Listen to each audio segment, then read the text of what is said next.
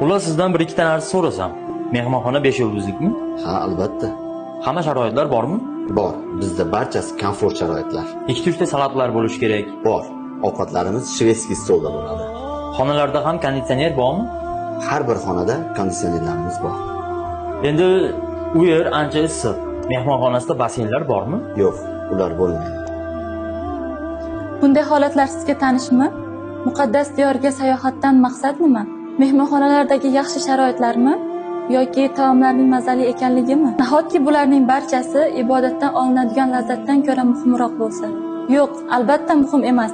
Siz barcha ishlarni, dunyoviy tashvishlarni to'g'ri tanlangan turkompaniyaga tashlab qo'ying. Va chiroyli, go'zal holda ibodatlaringizni, amallaringizni bajarishingiz uchun sizlarga Ixlos Travel kompaniyasini tavsiya qilaman. Turli norasmiy umra agentliklari bilan yuzaga keladigan mehmonxona, gid yoki ellik boshi, taomlar va boshqa sharoitdagi muammolarni barchasi hal etilgan bu kompaniyada. Shunga yarasha tariflari ham qimmatmikin deb o'ylaysizmi? Albatta yo'q. Narxlari hamyonbop. Ixlos Travel kompaniyasi bilan endi siz bor diqqat e'tiboringizni faqatgina ibodatga qaratishingiz mumkin.